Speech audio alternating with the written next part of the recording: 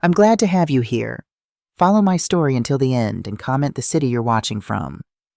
When I stepped into that courtroom, my daughter Emily rolled her eyes and leaned toward her husband, James, whispering something that made them both smirk.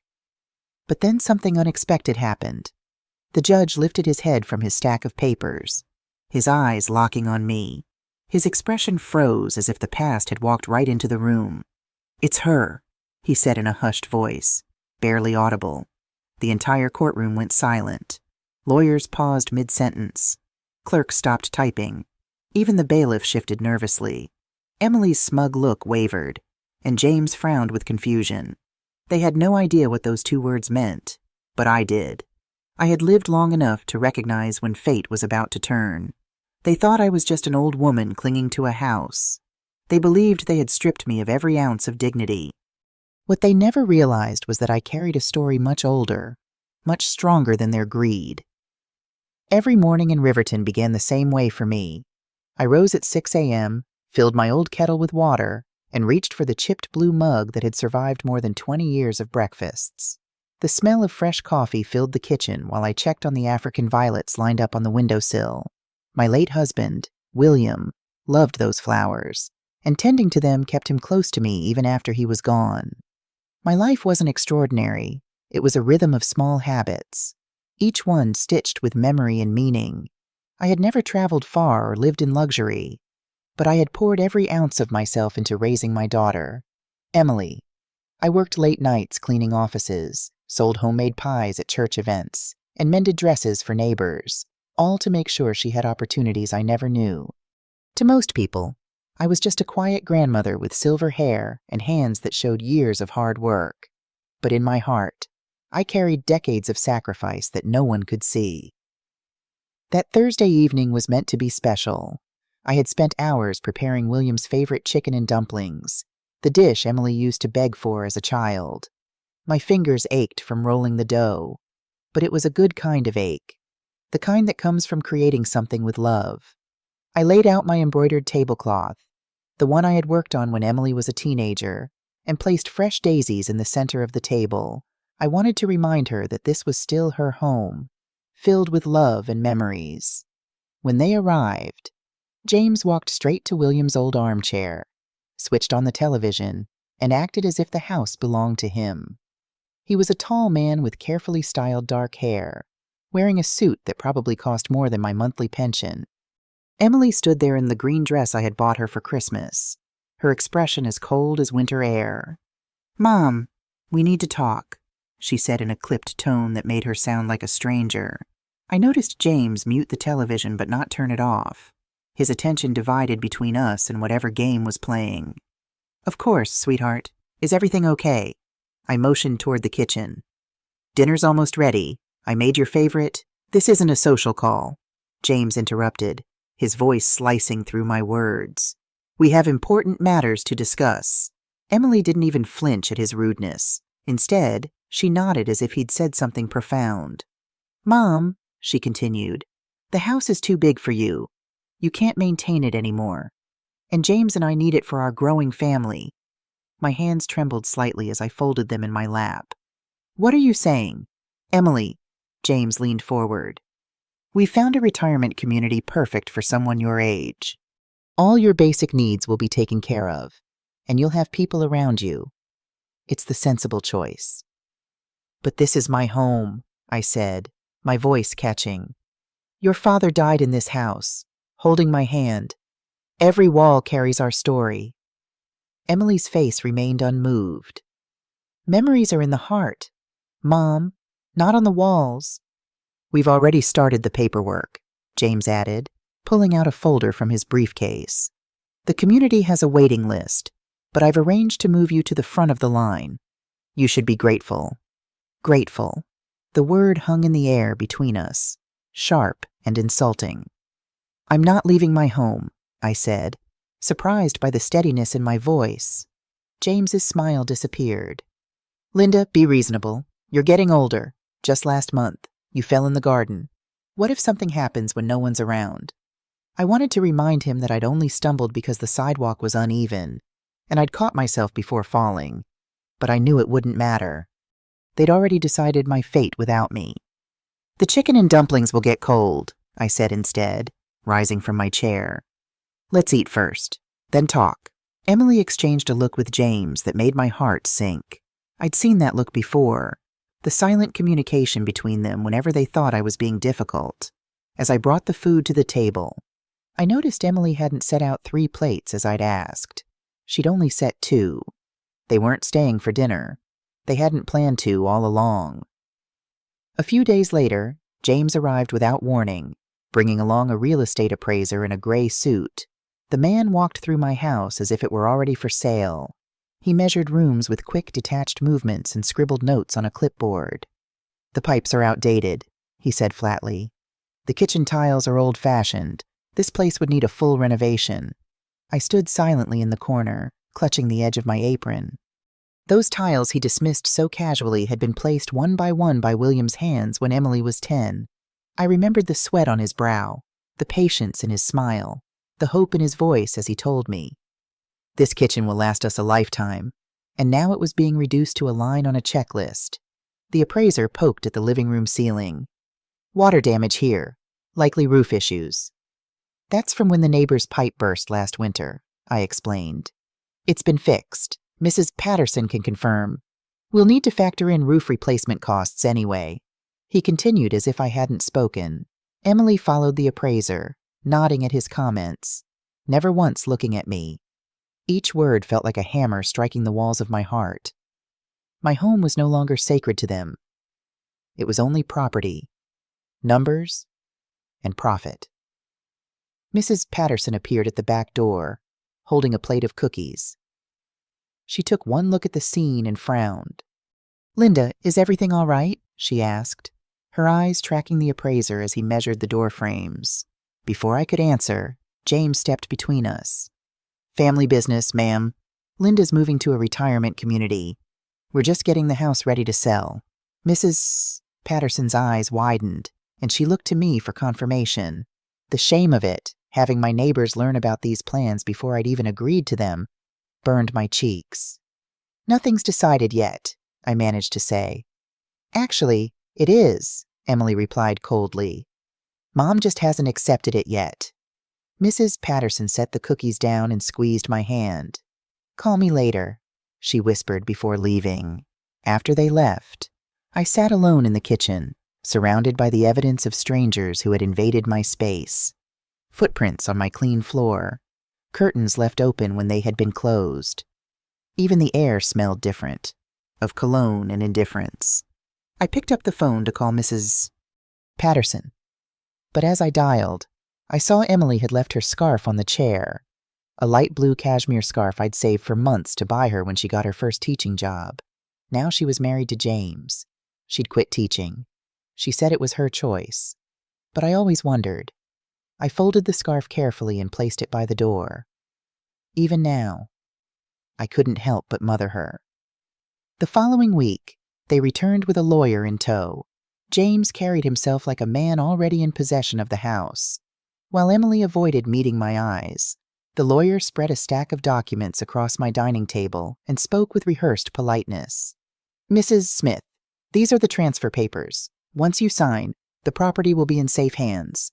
Everything has been arranged for your comfort." I scanned the pages, the words blurring together. Transfer of ownership. Permanent. Irrevocable. My chest tightened as I realized this was not about selling the house to someone new. This was about taking it for themselves. "I need time to review these," I said, reaching for my reading glasses. "And I'd like my own lawyer to look them over." James laughed, a short, dismissive sound. "Linda, that's not necessary. We've taken care of everything." "Still, I'd prefer to have someone look at them on my behalf," I insisted.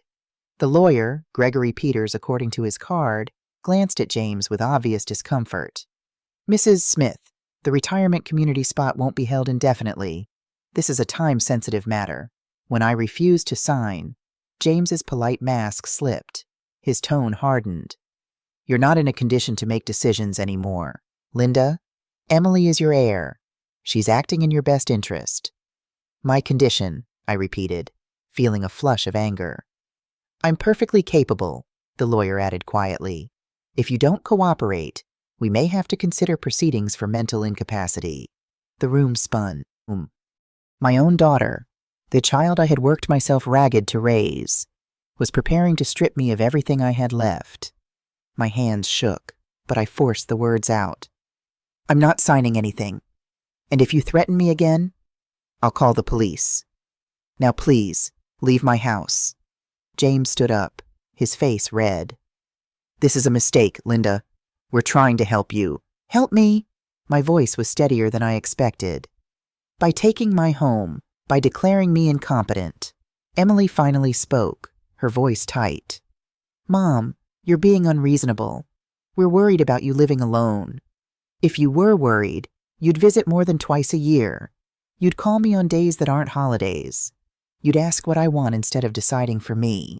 Emily's face paled, and for a moment, I thought I saw a flicker of shame.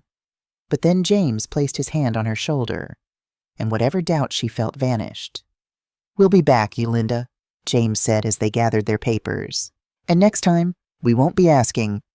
That night, sleep would not come.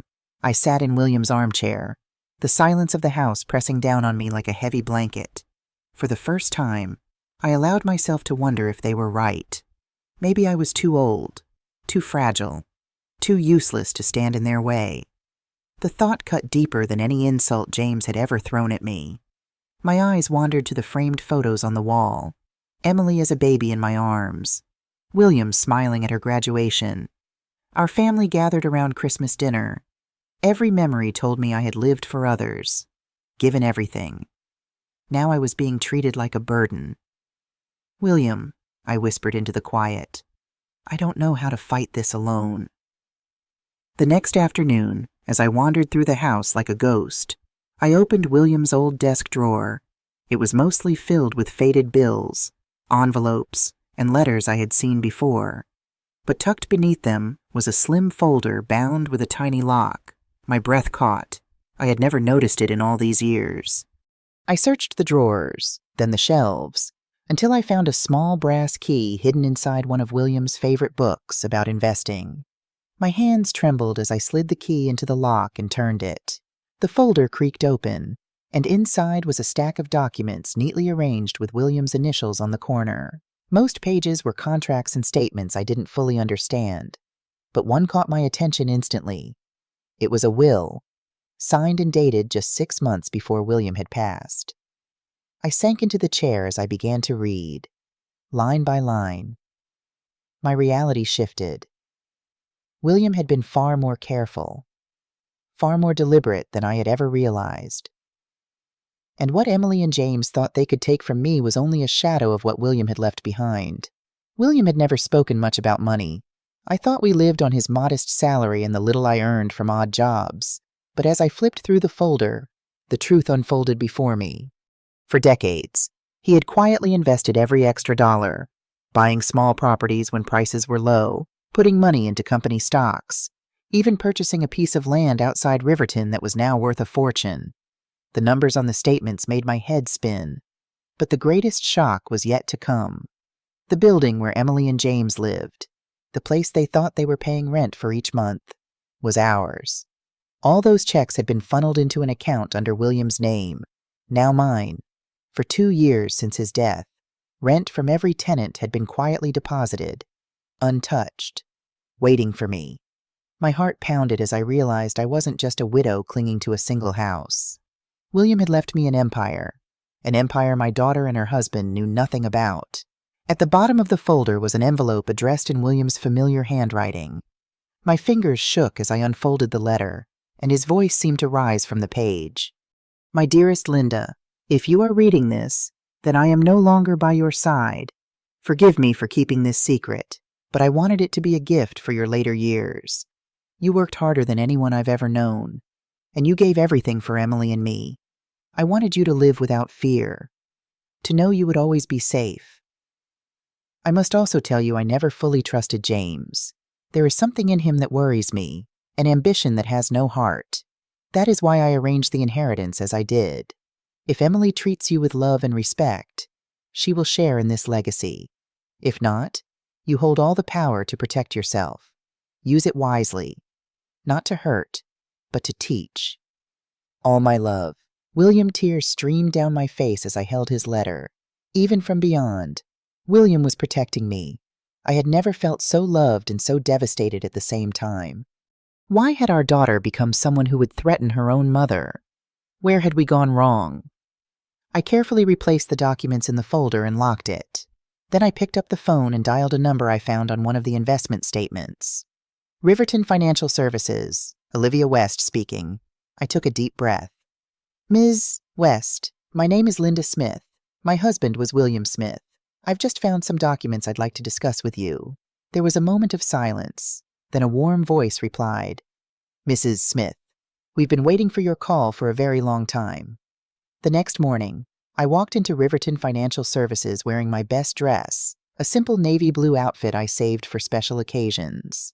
The receptionist led me to a private office where a woman in her 50s stood to greet me. Mrs. Smith, I'm Olivia West. It's an honor to finally meet you. Her handshake was firm, her eyes kind but shrewd. She didn't look at me the way most people looked at older women, with impatience or condescension. She saw me. Please, call me Linda, I said, taking a seat across from her desk. Linda, then, I worked with William for over 20 years. He spoke of you often and with great admiration. I placed the folder on her desk. I found this yesterday. I had no idea. Olivia nodded, not surprised. William wanted it that way. He said you'd work yourself to the bone for others if you knew there was money. He wanted you to slow down, to enjoy life. She opened her computer and turned the screen toward me. Let me show you what you own. Linda? For the next hour, Olivia walked me through a list of assets that left me breathless. Apartment buildings, commercial properties, stock portfolios, savings accounts, all in my name, managed quietly by William's trusted team at Riverton Financial. The Parkview Apartments where my daughter lives, I asked, still struggling to believe. Yes, that's one of your properties. 12 units, fully occupied. Your son-in-law's rent checks go directly into your holding account. And they have no idea. None. William set up a management company as a buffer. The tenants deal with them. Not you directly. I sat back, overwhelmed. Why wouldn't he tell me any of this? Olivia's expression softened. He did plan to tell you, but then his health declined so quickly. In his final weeks, he made me promise to look after you, to wait until you came to us. She pulled out another folder. There's something else you should know. William was concerned about your son-in-law. He asked us to look into James's background. My stomach tightened. What did you find? Nothing criminal, but concerning patterns. Before marrying Emily, James had significant gambling debts. He's been involved in several questionable investment schemes. And he's currently facing financial pressure. His company is downsizing, and his position is vulnerable. The pieces fell into place. James's sudden interest in my house, the rush to get me to sign papers, the threats of declaring me incompetent. He's desperate for money, I whispered. Olivia nodded. And he likely sees your house as an easy target. What about Emily? Is she part of this? From what we've observed, she follows his lead. William was concerned about her judgment when it came to James. I thought about my daughter's cold eyes at our last meeting, how she'd stood by silently while James threatened me. It broke my heart, but I couldn't deny the truth. What should I do? I asked. Olivia leaned forward. That depends on what you want, Linda. You have options now, many options. As we continued talking, a plan began to form. I wouldn't just protect myself. I would reclaim my dignity and maybe, just maybe, save my daughter from the man who was using her. When I left Olivia's office, I felt different, straighter, stronger. The weight of fear had lifted, replaced by a calm determination I hadn't felt in years. On the way home, I stopped at the grocery store. Mrs. Patterson was there, selecting oranges. Linda, she called, hurrying over. I've been worried sick. What happened with your daughter and that awful man?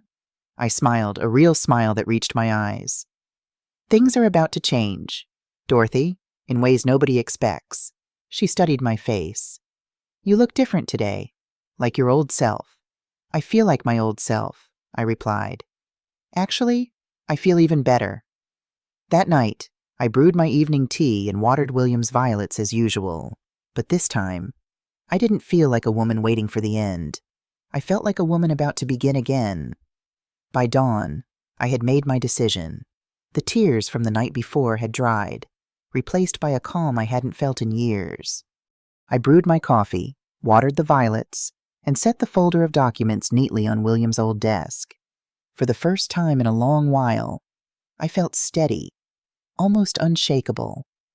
When Emily and James arrived that morning with boxes and movers, expecting me to be packed and ready, they found me sitting in my armchair, sipping tea as if nothing in the world could bother me. "Mom, what are you doing?" Emily asked impatiently. "The movers are here." "I'm not leaving," I said, my voice even. James smirked, stepping closer, his tone sharp. "Mrs. Smith, you don't have a choice." I met his eyes directly, refusing to look away. "You're right, James. I don't have a choice. But it turns out you don't either." The mover stood awkwardly in the hallway, waiting for instructions. James waved his hand toward them as if signaling troops. "Go on, start with the living room," he barked. "Not so fast," I interrupted, rising slowly from my chair. I walked to William's desk and picked up one of the deeds. "Did you know," I asked calmly, "that the apartment you've been living in for 3 years has never really belonged to you?" James's smirk faltered. "We pay rent every month," Emily said, confused. "Yes," I replied, "to a management company that transfers it directly to me because I own the entire building." The silence that followed was thick, broken only by the creak of the movers shifting on their feet. Emily stared at the paper in my hand, reading it again and again. James grabbed it from her, his face turning pale as the truth sank in. "This has to be fake," he snapped. "You're bluffing." "Check the records yourself," I said evenly. "You'll find I'm not bluffing at all." James's voice rose, anger spilling through his teeth. "Even if this is true, you can't stop us. We'll fight it in court. You'll lose everything." I folded my hands in front of me. "On the contrary, you have 30 days to find another place to live. After that, the law allows me to evict you." Emily gasped, her eyes filling with panic. "Mom, you can't mean that. Family doesn't scheme to take away what isn't theirs," I answered firmly. "You made your choice when you tried to push me out." James, desperate now, blurted out, "Tell her, Emily. Tell her why she can't do this." Emily's lips trembled. "Mom, I'm pregnant." The words pierced me deeper than any threat. I would be a grandmother, yet I was finding out like this, used as a bargaining chip. For a brief moment, my resolve wavered, but then William's letter echoed in my mind. Use it not to hurt, but to teach. I straightened my shoulders. "Congratulations, Emily, but that doesn't erase what you've done." Emily's eyes brimmed with tears as she turned toward James. "Maybe we should just apologize. Try to make this right." James's face hardened. "I will never bow to her. She's manipulating you." "She's manipulating all of us." I stood quietly, letting his words hang in the air. The truth was finally showing itself. "James, please," Emily pleaded, clutching his arm. "She's my mother. We can't throw her out like garbage." "No," he barked, shaking her hand away. "You're weak if you give in." In that moment, I saw something shift in Emily. For years, she had echoed his voice, mirrored his disdain. Now, she was staring at him as if she truly saw him for the first time. She turned back to me, her voice trembling. "Mom, I was wrong. I let him convince me that you were a burden, and I believed him because it was easier than admitting I married the wrong man." I swallowed hard. "Words are a beginning, Emily, but only actions will show me you've chosen differently." That afternoon, when James had stormed out and the movers had gone, Emily sat across from me at the kitchen table. Her eyes were red from crying, her hands clasped tightly together. "I don't know what to do," she whispered. "You start by telling me the truth." I said, "All of it," and so she did. How James had lost his job 6 months ago but kept pretending to go to work. How they were behind on credit card payments. How he'd convinced her that my house was the solution to their problems. He said we'd sell it and use the money to start fresh, she explained, her voice small. But he also talked about how you weren't safe living alone. And you believed him. I wanted to, she admitted. It was easier than facing what our life had become. I reached across the table and took her hand. It was the first time we'd truly touched in years. The baby, I asked gently. It's real, she said, a hint of a smile breaking through her tears. 3 months along. Despite everything, joy stirred within me. A grandchild, a new beginning. Emily, you have choices to make, I said. And they won't be easy, she nodded, squeezing my hand. I know. You can stay here tonight, I told her. We'll figure out the rest tomorrow. That night, as I prepared the guest room for Emily, I found myself humming, an old habit I'd lost somewhere along the way. The house felt different with my daughter under its roof again. Even under these circumstances, there was hope in the air, fragile but real. I placed a vase of fresh violets on her nightstand, a peace offering of sorts. Then I sat down at William's desk and wrote a list of what needed to be done. This was just the beginning of a long journey back to family, to trust, to love. But for the first time in years, I wasn't walking it alone. What would you do if you were in my place? Have you ever been through something similar? Comment below and tell me which city you're watching from. 2 weeks had passed since that confrontation in my living room. Emily had moved into the guest bedroom temporarily, while James had refused to speak to either of us. The pregnancy had brought morning sickness that left Emily pale and tired most days. But there was something else different about her. A quietness. A thoughtfulness I hadn't seen since before she married James. I'd spent those 2 weeks meeting with Olivia West regularly, learning about my finances, understanding the extent of what William had built. Each revelation felt like getting to know my husband all over again. His foresight, his quiet determination, his love expressed through protection rather than words. Your net worth is substantial, Linda, Olivia explained during one of our meetings. You could live quite comfortably for several lifetimes. The number she showed me on paper seemed impossible. I'd spent decades pinching pennies, working extra shifts, worrying about electricity bills. And all that time, William had been creating this safety net. Why wouldn't he tell me? I asked Olivia for perhaps the 10th time. She smiled patiently. William knew you, Linda. He knew you'd never stop working, never stop giving everything away. He wanted to make sure you were taken care of when he couldn't do it himself anymore. That evening, as Emily and I sat in the living room, she reading a pregnancy book, me knitting what would become a baby blanket, the doorbell rang. I'll get it, I said, setting my knitting aside. When I opened the door, James stood there, his appearance shocking me. Gone was the polished businessman in expensive suits. His eyes were bloodshot, his clothes rumpled, his usually perfect hair uncombed. I need to speak to my wife, he demanded, his words slightly slurred. James, you've been drinking, I said firmly.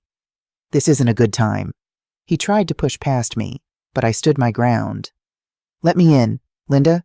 This is still my family. Not when you're like this, I replied, keeping my voice steady despite the pounding of my heart. Come back tomorrow when you're sober. Mom, who is it? Emily appeared behind me, her face draining of color when she saw James. What are you doing here? So it's true, James spat. You've moved in with her, chosen her over me. Emily stepped forward, her hand instinctively moving to her stomach in a protective gesture. I needed time to think. James, you weren't exactly being reasonable. Reasonable, he laughed bitterly. We're about to lose everything, and you're worried about being reasonable. I glanced at Emily, seeing confusion cross her face. What do you mean, lose everything? She asked. James ran a hand through his disheveled hair. The bank called. They're foreclosing on the cabin. What cabin? Emily's voice rose in pitch. James, we don't own a cabin. His eyes darted between us, suddenly wary. The investment property. The one up at Lake Morrison. Emily shook her head slowly. This is the first I'm hearing about any cabin. James. The realization hit me then. James had been hiding more than just unemployment from my daughter. There were secrets upon secrets. Perhaps we should all sit down, I suggested, stepping aside. But only if you can be civil, James. He nodded stiffly, and I led him into the house that just weeks ago he'd tried to take from me. The three of us sat in the living room, the tension so thick it seemed to press against my skin. Emily perched on the edge of the sofa, as far from James as possible. I took William's old armchair, drawing strength from the familiar feel of the worn upholstery beneath my fingers. Start from the beginning, James, I said. The whole truth this time. He looked trapped, like a cornered animal. I was trying to provide for our family, he began, his voice defensive. Make investments that would secure our future. By hiding things from me, Emily interjected. By lying about where our money was going. You wouldn't have understood, James snapped. You're too cautious, too afraid of risk. Sometimes you have to gamble big to win big. Is that what happened to your job? I asked quietly. A gamble that didn't pay off. James's head whipped toward me, surprise evident in his expression. How did you... I know many things now. James, I said, thinking of the detailed reports Olivia had shared with me. I know about the gambling debts, the failed investments, the job you lost 6 months ago. Emily gasped. 6 months? You told me it was just last month. I was handling it, James insisted, his hands clenching into fists. I had plans. The cabin was going to be our fresh start. A cabin you bought without telling me, Emily said, her voice trembling with anger. Using money we didn't have. I put it in my name to surprise you, James said, but the excuse sounded hollow even to my ears. It needed work, but it would have been worth triple in a few years. And in the meantime, I asked, how are you planning to pay for it? His eyes slid away from mine, and in that moment, I knew. My house, I said. You were counting on selling my house to cover your debts. It was a temporary solution, James muttered. Until my investments matured. Emily stood up suddenly, her face flushed with anger. Investments, is that what you call betting on those horses in Atlantic City? Or the cryptocurrency scheme you lost thousands on last year? I watched as years of deception unraveled between them. Every revelation seemed to straighten Emily's spine a little more, her voice growing stronger as James's excuses grew weaker. You used me, she said finally. You used me to try to get to my mother's house. That's not fair, James protested. I love you, Emily. Everything I did was for us, for our future. Was getting my mother declared mentally incompetent also for our future? Emily's voice was ice. Was threatening her part of your grand plan for our happiness? James had no answer for that. He looked smaller somehow, shrinking under the weight of his exposed lies. I think you should leave now, I said quietly but firmly. Emily needs rest. This stress isn't good for the baby. He stood, swaying slightly. This isn't over, he said, but the threat in his words was undermined by the defeat in his eyes. After he left, Emily collapsed onto the sofa, tears streaming down her face. I sat beside her, wrapping an arm around her shoulders. I've been so blind, she sobbed. So stupid. No, I soothed, stroking her hair as I had when she was small. You trusted someone you loved. That's never stupid. I let him turn me against you, she whispered.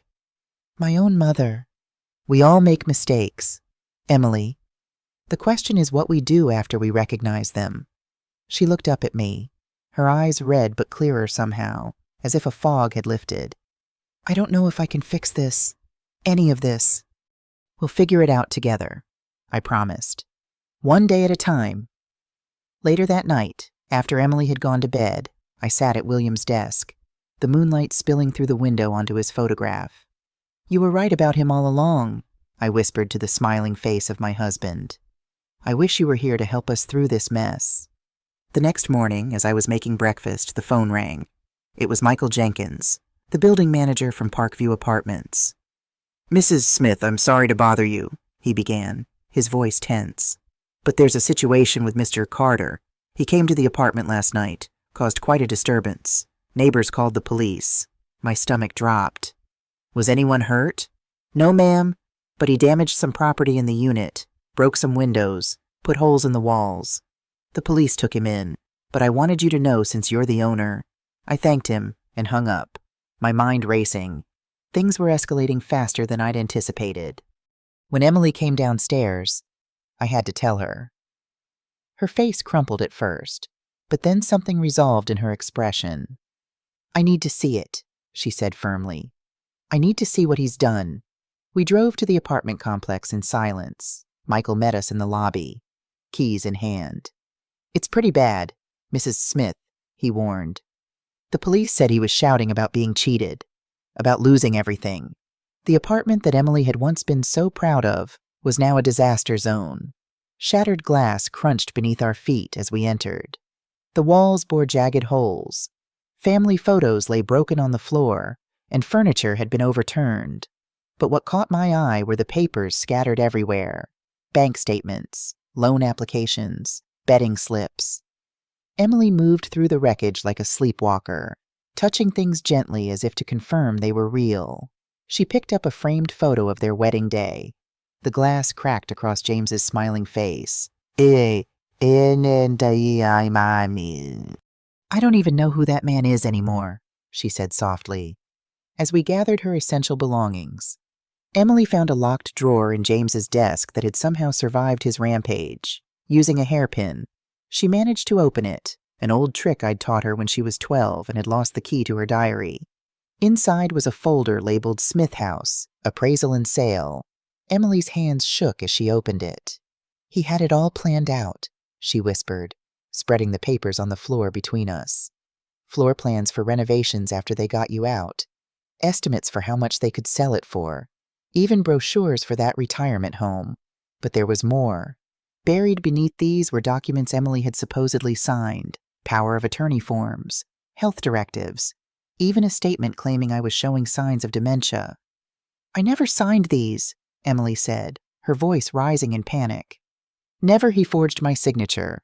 I took the papers from her trembling hands. "We need to take these to the police," I said, "and to my lawyer."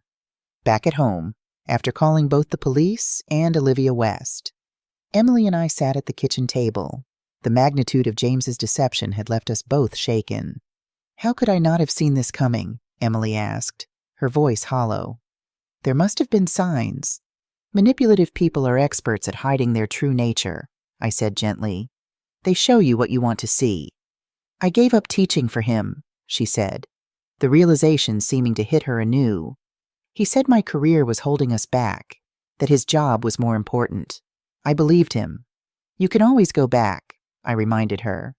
"You were a wonderful teacher, Emily." A small smile flickered across her face.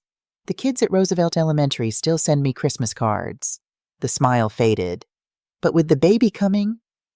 "One challenge at a time," I said, reaching across to squeeze her hand. "First, we deal with James. Then we plan for your future, both of yours." The doorbell rang again, and this time it was Olivia, carrying a briefcase and wearing an expression of grim determination.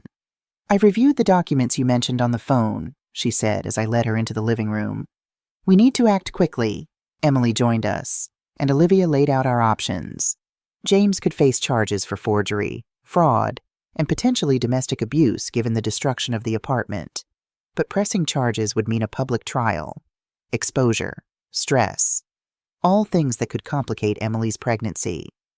"There's another option," Olivia said, opening her briefcase. "William set up a trust with specific provisions for situations like this. We can leverage that to negotiate." "Negotiate what?" Emily asked. "A clean break," Olivia explained. "James walks away from any claim on your mother's property, on your marriage assets, on any future inheritance. In exchange, we settle his immediate debts and provide a modest one-time payment, enough for him to start over somewhere else." "Why would we give him anything?" Emily's voice was tight with anger. "After what he tried to do." Because litigation is expensive and stressful, Olivia replied pragmatically, and because sometimes the cleanest cut heals fastest. I watched my daughter struggle with this, the practical solution warring with her sense of betrayal. "It's your decision, Emily," I said. "He's your husband, and it's your future at stake." She placed a protective hand over her belly. "And my child's future." After a long moment, she nodded. "Make the offer. I want him gone." Olivia left with our approval to draft the settlement offer. Emily and I spent the rest of the day in quiet activities around the house. She sorting through the belongings we'd rescued from the apartment, me preparing comfort food for dinner. The normalcy was soothing, a reminder that life could go on after upheaval. That evening, as we washed dishes side by side, Emily broke our companionable silence. "I keep thinking about Dad," she said, scrubbing a pot with more force than necessary. "How he knew. How he tried to protect you from what was coming." "Your father always saw people clearly," I replied. "It was his gift." "Did he see me clearly?" she asked, her voice small. "Did he know I would betray you like this?" I set down the plate I was drying and turned to face her. "Emily, look at me. Your father loved you completely. He knew you might make mistakes, but he also knew your heart. He would have forgiven you in an instant, just as I have." "I don't deserve it," she whispered, tears welling in her eyes. "Forgiveness isn't about deserving," I told her, wiping a tear from her cheek. "It's about love and second chances." She leaned into me then, and I held my daughter as she cried, for her broken marriage, for her mistakes, for the years we'd lost to James's influence, but also, I hoped, for the new beginning that lay ahead.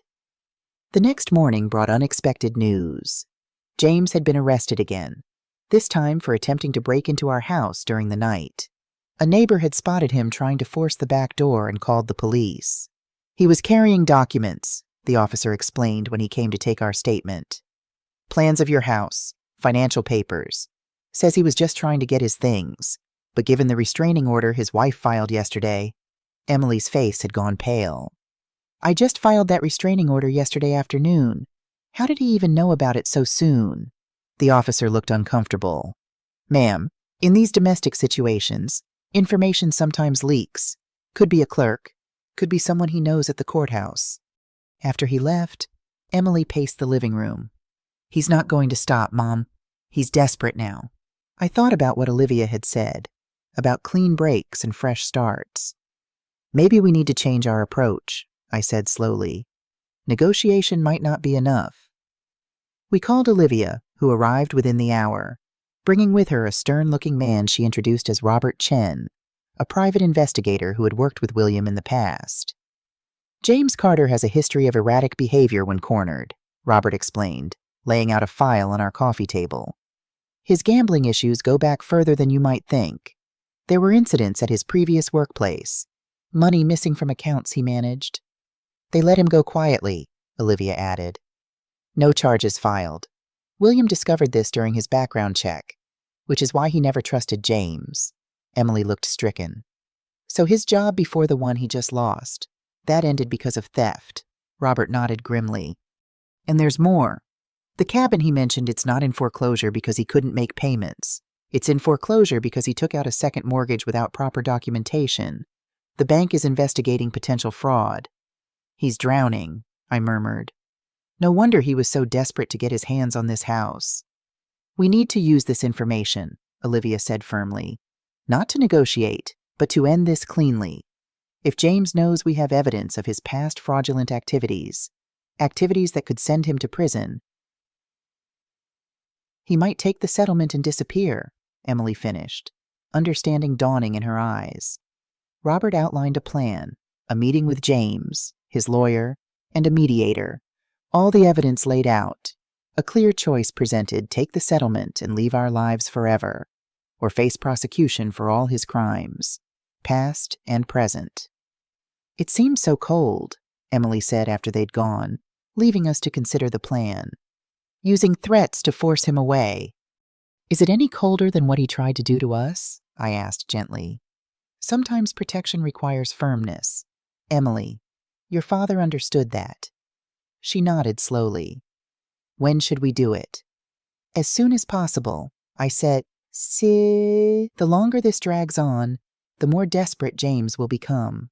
2 days later, we gathered in a conference room at Olivia's office. James sat across from us, looking haggard but defiant. His lawyer, a young man who seemed increasingly uncomfortable as the meeting progressed, kept whispering urgently in his ear. Olivia presented our case methodically, laying out document after document, the forged papers, the fraudulent loan applications, the evidence of embezzlement from his previous job that had never been reported to the authorities. Here is our offer, Mr. Carter, she said finally, sliding a folder across the table. A clean settlement, your debts cleared, a fresh start fund of $50,000. In exchange, you relinquish all claims to any property owned by Linda or Emily Smith, sign the divorce papers we've prepared, and agree to move at least 500 miles away from Riverton.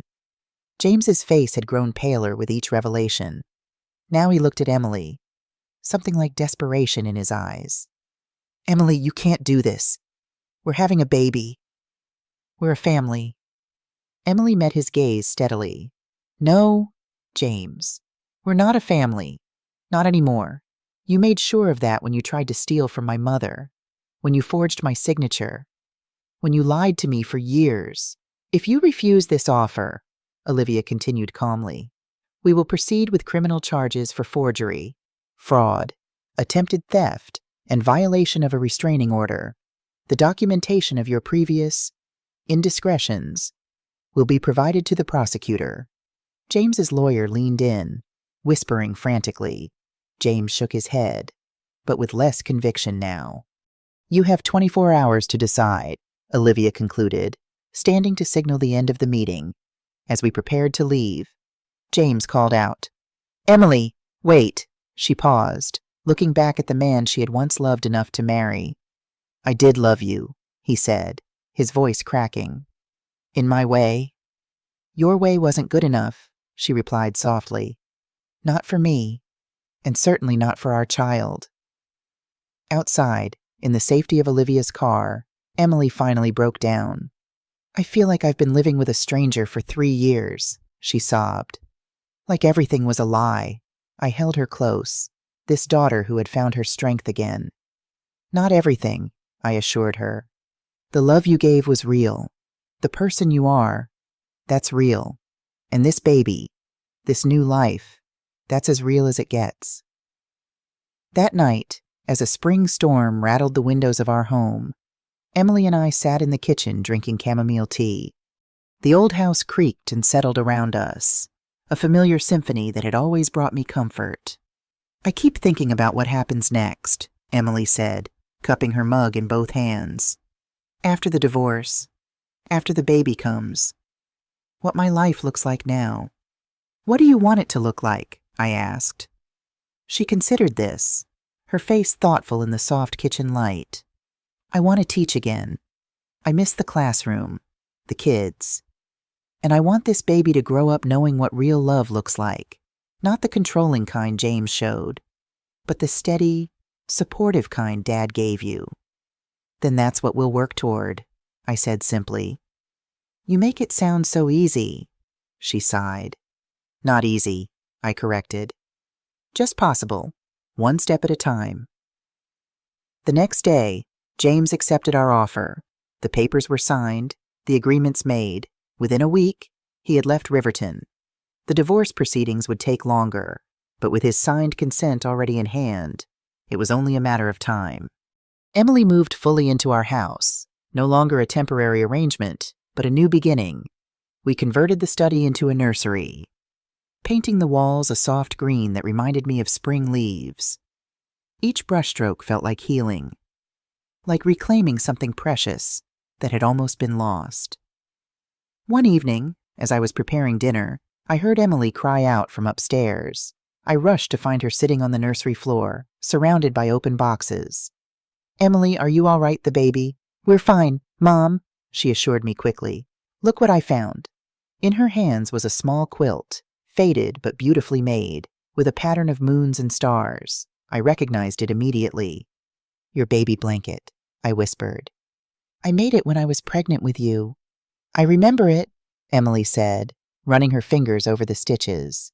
"You used to wrap me in it when I had nightmares. You said it was full of love that would keep the bad dreams away." I knelt beside her, touching the soft fabric.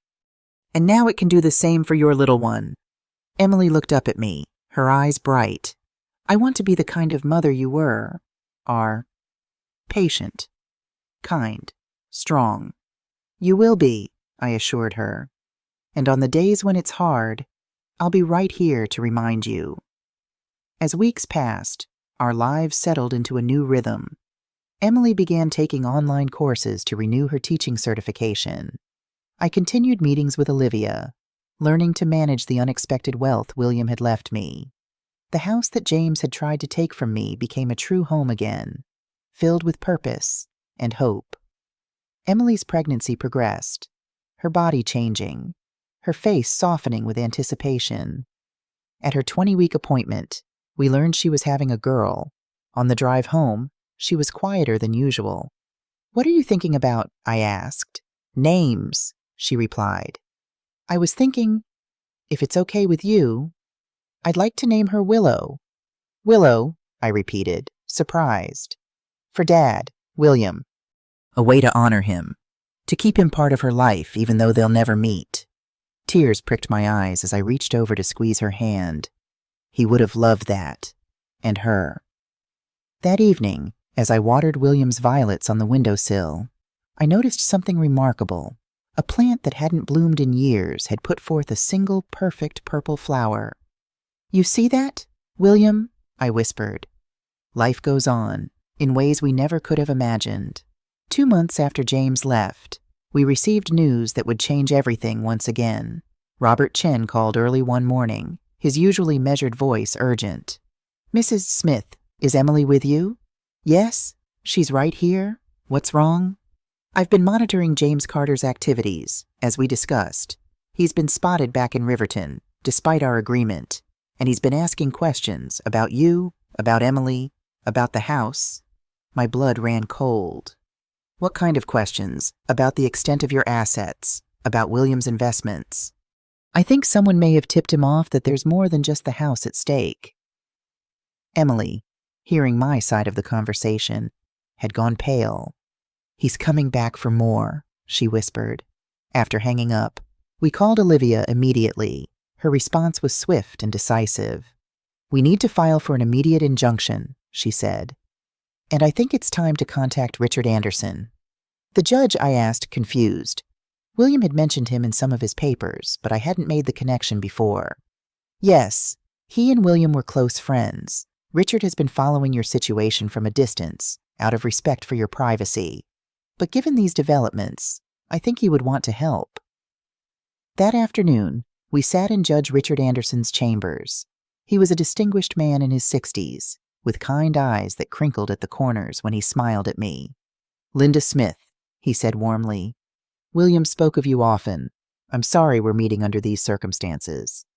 I studied his face, trying to place him in my memories. "Did we ever meet, Judge Anderson, when William was alive?" "Once at a charity dinner. You probably wouldn't remember. There were hundreds of people. But William pointed you out, said you were the reason for everything he did." Something in his tone made me believe him completely. This wasn't just professional courtesy. This was a man who had genuinely respected my husband. "Now," he continued, his tone becoming businesslike, "Olivia has filled me in on the situation with James Carter. His return to Riverton violates your settlement agreement, which gives us grounds to act." "What can we do?" Emily asked, her hand protectively covering her growing belly. "Legally, quite a lot," Judge Anderson replied. "But I'm concerned about the strain on both of you, especially in your condition. Young lady," he turned to me. "Linda, William once told me that if anything happened to him, I should look out for you. I didn't intervene earlier because you seemed to be handling things remarkably well. But now I'm offering my help, not just as a judge, but as someone who respected your husband greatly." "We need to end this," I said firmly. "Once and for all."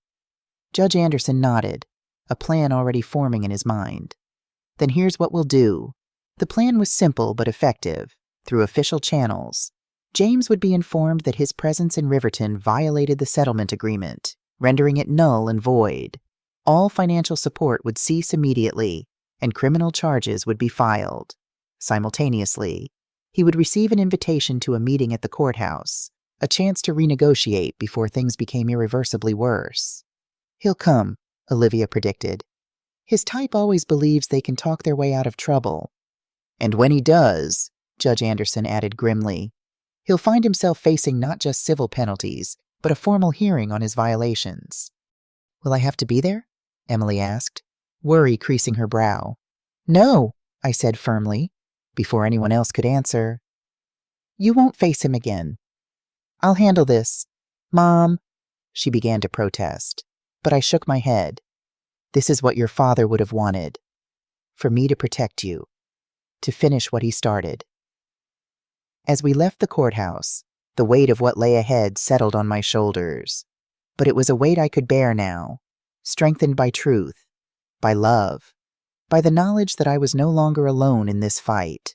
That night, after Emily had gone to bed, I sat at William's desk and wrote him a letter he would never read. My dearest William, I understand now why you did what you did. The secrets you kept, the protections you put in place. You saw what I couldn't or wouldn't see. You knew that someday I might need to stand on my own, to fight not just for myself but for our family. I wish you could see Emily now. She's finding her way back to herself, to the strong, loving woman we raised. And soon there will be a grandchild, a little girl named Willow, carrying your legacy forward. Tomorrow I face a battle you tried to spare me from. But I'm not afraid. You gave me everything I need to win, not just resources, but courage. The knowledge that I am worthy of defense. I miss you every day, but in fighting this fight, I feel closer to you than I have since you left. All my love. Linda, I folded the letter and placed it in the box with William's violets. Then I went to bed, ready for whatever the morning would bring. What I didn't know then was that fate had one more surprise in store, one that would change everything when I walked into that courtroom the next day. The morning of the courthouse meeting dawned clear and bright, a sharp contrast to the storm of emotions within me. I dressed carefully in a simple blue suit I'd worn to William's funeral, a reminder of what I was fighting for, of the man who had protected me even beyond death. Emily insisted on driving me despite my objections. I won't come inside, she promised, but I need to be nearby. For my own peace of mind, we rode in silence, each lost in our own thoughts. When we arrived at the courthouse, Emily squeezed my hand. You don't have to do this alone, Mom. I'm not alone, I assured her, touching the folder of documents in my purse. Your father made sure of that. The courthouse was imposing, all marble columns and stern authority. Olivia West met me at the entrance, her usual calm demeanor bolstered by an air of determination. James arrived 10 minutes ago, she informed me. He brought a new lawyer, younger, more aggressive than the last one. Is Judge Anderson ready for us? I asked. Olivia nodded. Everything is in place. Remember, Linda, no matter what James says, no matter how he tries to manipulate the situation, you have truth on your side. We walked through the echoing hallways, our footsteps a steady rhythm that helped calm my racing heart. Outside Courtroom C, Robert Chen waited with a nod of encouragement. Mrs. Smith, he said respectfully, I'll be right behind you.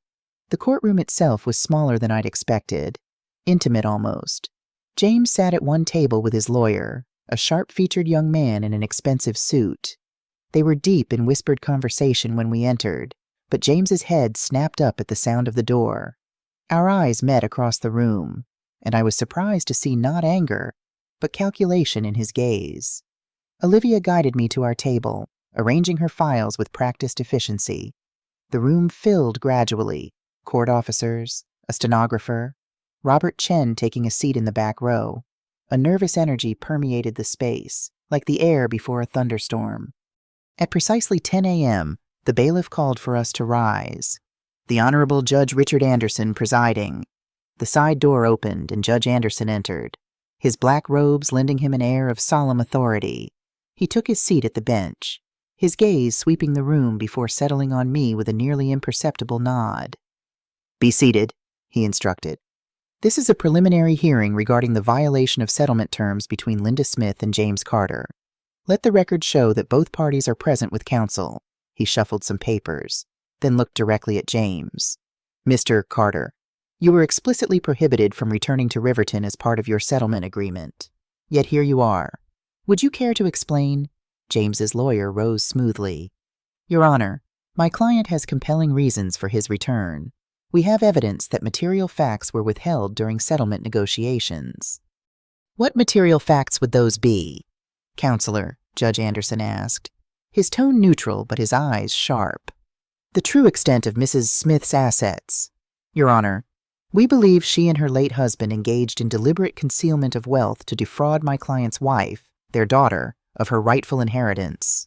I felt my cheeks flush with indignation, but Olivia's hand on my arm kept me seated and silent.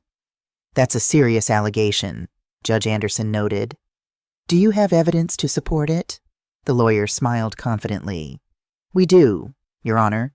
We've obtained bank records indicating transfers of substantial sums shortly before William Smith's death, transfers that suggest an attempt to hide assets that should rightfully have been included in his estate."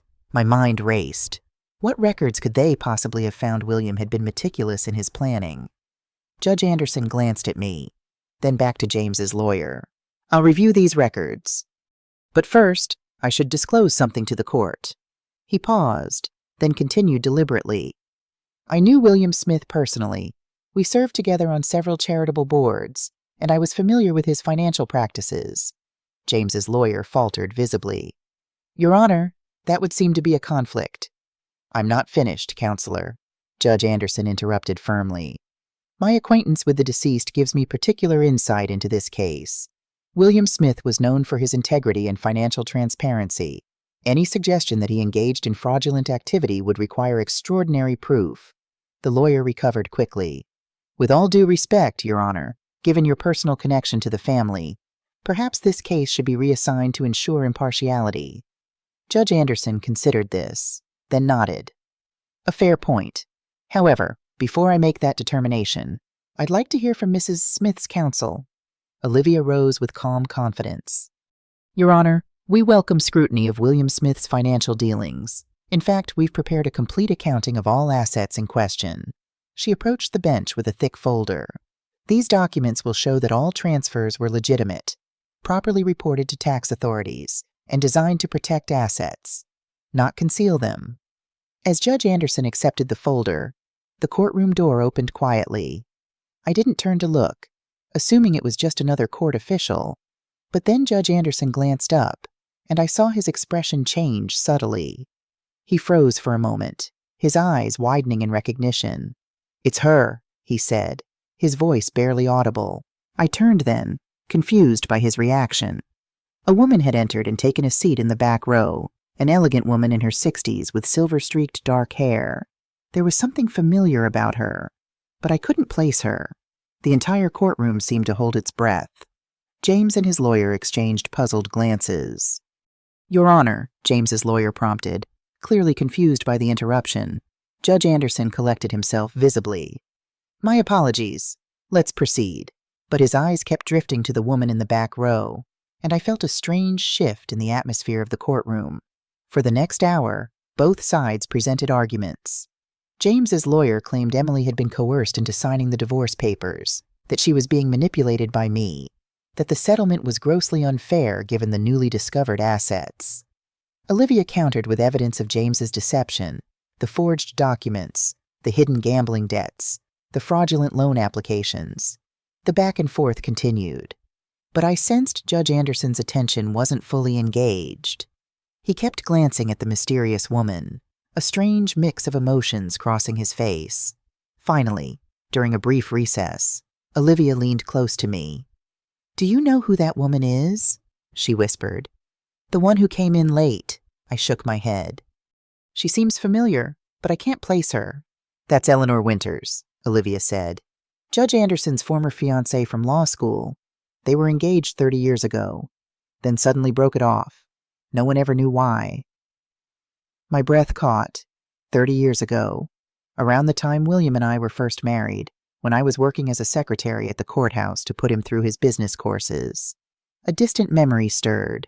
A young law clerk, shy and overwhelmed, crying in the break room late one evening. Me, staying after hours to comfort him, bringing him coffee, helping him organize the mountain of briefs his supervisor had dumped on him. Marcus. His name had been Marcus Ellery. Judge Anderson's first name, I asked urgently. Is it Marcus? Olivia looked surprised. Yes, Richard Marcus Anderson. Why? Before I could answer, the bailiff called us back to order. Judge Anderson returned to the bench. His demeanor noticeably changed. More focused. More determined. Having reviewed the evidence presented by both sides, he began, I find that Mr. Carter has indeed violated the terms of his settlement agreement. Furthermore, I find his allegations regarding concealed assets to be without merit. James's lawyer started to object, but Judge Anderson silenced him with a raised hand. I'm not finished, Counselor. Given the seriousness of Mr. Carter's violations and the evidence of his prior attempts to defraud Mrs. Smith, I am ordering the immediate reinstatement of all criminal charges that were conditionally dropped as part of the settlement agreement. James half rose from his seat, his face flushing with anger. You can't do that. This is a setup. Sit down, Mr. Carter, Judge Anderson commanded, his voice sharp. One more outburst and I'll hold you in contempt. James subsided, but his eyes burned with fury as Judge Anderson continued. Furthermore, I am issuing a permanent restraining order prohibiting Mr. Carter from approaching within 500 yards of Linda Smith, Emily Smith, their residence, or any property owned by either of them. Olivia squeezed my hand under the table, a silent celebration of victory. Court officers will escort Mr. Carter to the processing area, where he will be formally charged with forgery, fraud, and violation of court orders. Bail will be set at the hearing tomorrow morning. The courtroom erupted in murmurs as two officers approached James, who sat in stunned disbelief. His lawyer was frantically whispering in his ear, but James seemed beyond hearing. As the officers led James away, his eyes locked with mine one last time. The look he gave me wasn't just anger, it was hatred, pure and cold. A shiver ran through me, but I held his gaze steadily until he was gone. Judge Anderson stood. This court is adjourned. Mrs. Smith, Ms. West, would you please remain for a moment? As the courtroom cleared, I noticed the mysterious woman, Eleanor Winters, slip quietly out the back door. Judge Anderson watched her go, a fleeting expression of regret crossing his face before he composed himself and gestured for us to approach the bench. When we were alone except for the bailiff, Judge Anderson stepped down to our level. Mrs. Smith, he said, his formal tone softening. I owe you an explanation. Your Honor, I questioned, uncertain. 30 years ago, I was a clerk at this very courthouse, overwhelmed, underprepared, and nearly ready to quit law altogether. A kind secretary stayed late one night to help me organize a case that had been dumped on me by a senior clerk. She brought me coffee, showed me how to sort the briefs efficiently, and told me I had what it took to succeed if I just believed in myself. My eyes widened as the memory crystallized. Marcus, I said softly. The Harland case. You were so tired you could barely see straight. He nodded, a smile warming his austere features. That secretary was you, Mrs. Smith. You saved my career that night. And now, after all these years, I finally have the chance to repay that kindness. Olivia looked between us, clearly surprised by this revelation. But the case, I said. The ruling, was it fair? Absolutely. Judge Anderson assured me. James Carter broke the law repeatedly. The evidence against him is overwhelming. My personal knowledge of you and your husband only confirmed what the facts already showed, that you are the wronged party here, and justice demanded I rule accordingly. He glanced toward the door where Eleanor had exited. Seeing her today, after so many years, it brought everything back. How close I came to giving up. How one act of kindness changed the course of my life. I don't understand, I said gently. What does Eleanor have to do with this? A shadow crossed his face. After you helped me with the Harlan case, I gained the confidence to pursue my career seriously. Eleanor and I were engaged, but she wanted me to join her father's corporate firm. I chose public service instead, became a prosecutor, then a judge. She couldn't accept that choice, and we parted ways. I'm sorry, I said, meaning it. He shook his head. Don't be. I made the right decision. Though seeing her today, he straightened, professional once more. In any case, Mrs. Smith, you should know that James Carter won't trouble you again. The charges against him are serious, and with his history, he's facing substantial prison time. As Olivia and I left the courthouse, I felt lighter than I had in months. James could no longer threaten us. Emily and her baby were safe. The house that had been our home for decades would remain so. Emily was waiting anxiously in the car. When she saw my face, she burst into tears of relief. It's over, she asked as I slid into the passenger seat. It's over, I confirmed, taking her hand. James is being charged. He can't come near us again.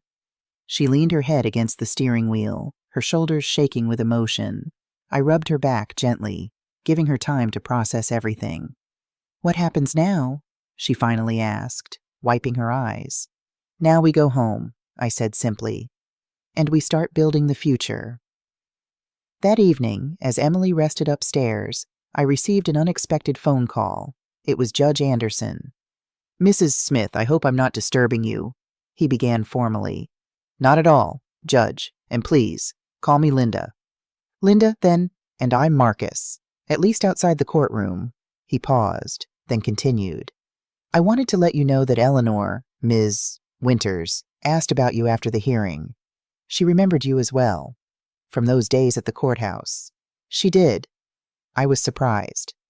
I barely remembered her, just a glimpse of an elegant young woman who sometimes picked Marcus up after work. Yes, she suggested, well, she thought perhaps you might be interested in joining us for dinner sometime, to talk about old times. The invitation caught me off guard. That's very kind, but I wouldn't want to intrude on your reunion. It's not an intrusion, he assured me. In fact, Eleanor specifically mentioned wanting to thank you. It seems I told her, years ago, about the secretary who saved my career. She says she was jealous then, but now she understands what a pivotal moment that was. I found myself smiling. Then I'd be delighted to join you both. After we hung up, I sat in William's chair, thinking about the strange circles life sometimes travels. How a small kindness offered 30 years ago had returned when I needed it most. How William's foresight had protected Emily and me long after he was gone. You were right, William, I whispered to the empty room. Everything does come full circle eventually.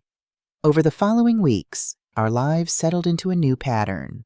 Emily's pregnancy progressed smoothly. She enrolled in online courses to renew her teaching certification, determined to restart her career once the baby was born. The dinner with Marcus and Eleanor proved surprisingly enjoyable.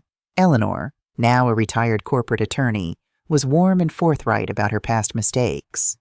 I was young and ambitious in all the wrong ways, she admitted over dessert. I couldn't see the value in Marcus's public service because I was too focused on status and money. And now, I asked gently. She smiled, glancing at Marcus. Now I know better. We've both lived full lives, made our choices. But it's nice to reconnect and see that some things, the important things, haven't changed. I understood what she meant. Despite all that had happened, despite James's betrayal and Emily's temporary estrangement, the core of who we were remained intact. Changed, perhaps. Stronger, definitely, but still essentially ourselves. As Emily's due date approached, I found myself thinking more and more about what would come next. The house that James had tried to take from me now felt too large for just Emily, her baby, and me. And the wealth William had left. It seemed wrong somehow to keep it all to ourselves when so many others faced situations similar to what we had endured. One morning, as Emily and I shared breakfast, I broached the subject that had been growing in my mind. I've been thinking about making some changes, I began cautiously. Emily looked up from her prenatal vitamins. What kind of changes? This house has served us well, but it's more space than we need. And there are other women out there, older women like me, who are being pushed aside, made to feel like burdens by the very people who should protect them. Emily nodded slowly, understanding dawning in her eyes. What are you thinking? Mom, I want to use part of your father's legacy to establish a foundation, a place where women who have been abandoned or abused in their later years can find refuge, support, and dignity. That's a beautiful idea, Emily said softly. Dad would be so proud. I thought we could call it the Second Porch Foundation, I continued, warming to the subject. Because every woman deserves another place to sit, to breathe, and to belong when her first porch has been taken away. Emily reached across the table to squeeze my hand, her eyes bright with tears. I love it, and I want to help. Over the next month, with Olivia's guidance, we set the foundation in motion. We purchased a large Victorian house on the edge of town and began renovations to turn it into a residence for women in need. The work gave purpose to our days, a focus beyond our own troubles. I found myself energized in a way I hadn't been since William's death. Each decision, from the color of the walls to the arrangement of the garden, felt meaningful, part of creating something lasting and good. Emily threw herself into the project too, designing a children's playroom for visiting grandchildren and creating a library filled with resources on legal rights, financial literacy, and emotional healing. The first residents arrived 2 weeks before Emily's due date. 3 women whose stories echoed aspects of my own. Margaret, whose son had sold her home without permission while she was hospitalized. Dorothy, whose husband of 40 years had left her for a younger woman, freezing their joint accounts. And Sophia, who had fled an abusive relationship with nothing but the clothes on her back. Watching them begin to heal, to find their voices again, was like witnessing small miracles daily. They formed a tight-knit community, supporting each other through tears and laughter, sharing skills and stories. Margaret, a former accountant, helped Dorothy untangle her financial situation. Dorothy, an avid gardener, showed Sophia how to nurture the flowers in our backyard. Sophia, who had been a teacher like Emily, tutored Margaret's grandson when he visited. As for me, I found a new identity beyond widow or victim. I became a mentor, an advocate, a force for change in our community. The local newspaper ran a story about the foundation, bringing attention to the often invisible plight of older women facing abuse and abandonment. Letters began to pour in from around the country, women sharing similar experiences, asking for help or offering support. Each one reinforced what I already knew: what had happened to me wasn't unique or rare. It was a silent epidemic, hidden behind closed doors and social expectations that older women should acquiesce, should sacrifice, should fade quietly away. We need to expand, I told Olivia during one of our regular meetings. There are so many women who need this, she smiled, unsurprised. William would say the same thing. He always believed in using resources to create meaningful change. He never told me about his philanthropy, I mused. Another secret he kept. Not a secret, Olivia corrected gently. Just another way he tried to protect you from worrying. He funded scholarships, small business grants, community programs, always anonymously, always with the stipulation that the money go to those who truly needed it. A warmth spread through me at this new glimpse of the man I had loved for so many years. Then we'll continue that legacy, I decided. Expand the foundation, create more second porch homes, help as many women as we can. On a bright June morning, as I was reviewing plans for our second location, Emily's water broke. The rush to the hospital, the hours of labor, the anxious waiting, all of it passed in a blur of emotion and anticipation. When the nurse finally placed my granddaughter in my arms, I felt the circle of life complete itself once more. Willow Smith, 7 pounds, 3 ounces, with her grandfather's determined chin and her mother's curious eyes. "Hello, little one," I whispered, touching her perfect tiny fingers. "You have quite a story to inherit." Emily watched us from her hospital bed, exhausted but radiant. "What do you think Dad would say if he could see her?" I smiled, knowing the answer with absolute certainty. He'd say she's perfect, and that he's been watching over her, over all of us, all along. In the days that followed, our home filled with the sounds of new life, Willow's cries and coos, Emily's lullabies, the gentle rhythm of rocking chairs and midnight feedings. The three of us settled into a new normal, 3 generations of Smith women supporting each other through this latest transition. 5 years passed in what felt like the blink of an eye. The garden in Riverton was alive with color. My granddaughter Willow, now 4 years old, ran barefoot across the grass, chasing butterflies, her laughter echoing through the yard. Emily stood at the porch steps, her hands dusted with flour from preparing Sunday lunch. She had rebuilt her life, returning to teaching and finding joy in both her classroom and her role as a mother.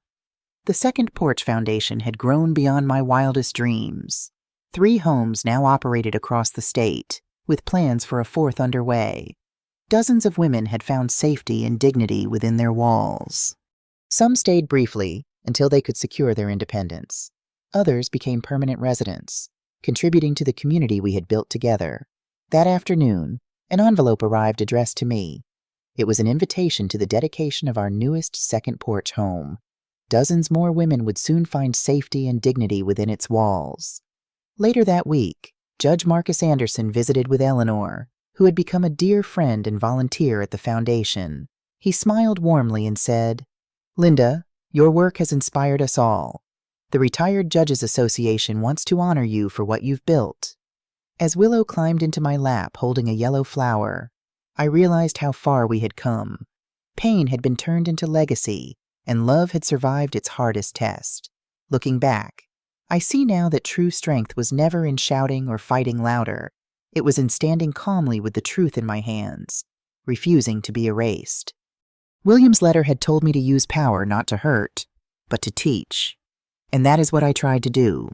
Emily learned that respect cannot be forced, and I learned that dignity is something we must protect for ourselves. If my story reminds you of your own, know this: you are not powerless. Even in the darkest moments, there is always a way to reclaim your voice, your place, and your worth. Sometimes life circles back with unexpected kindness, the way Judge Anderson remembered me after decades. Sometimes the victory is simply refusing to be pushed aside. James served 3 years for his crimes. Upon his release, he left the state as required and never contacted us again. I heard he remarried eventually, and I truly hope he found the peace and purpose that had eluded him before. Revenge was never my goal, only justice and protection for those I loved. As for me, I discovered that there is a difference between getting older and growing old. The first is inevitable, the second is a choice. I chose to grow, to learn, to build something that would outlast me. William would have wanted that, a legacy not just of material wealth, but of positive change in the world. Every morning, I still rise at 6 a.m., I still brew my coffee in that chipped blue mug, I still tend to William's violets on the windowsill. But now, I do these things not out of lonely habit, but as reminders of the journey that brought me here, to this place of purpose, fulfillment, and deep, abiding joy. If you found meaning in my story, I invite you to share it. Leave a comment and let me know where you're watching from. Together, we can keep these lessons alive, reminding the world that dignity never expires, that we are never too old to stand up for ourselves, and that the most beautiful chapters of our lives may be the ones we haven't written yet. What would you have done in my situation? Have you ever had to reclaim your dignity from someone who tried to take it? I'd love to hear your stories in the comments below.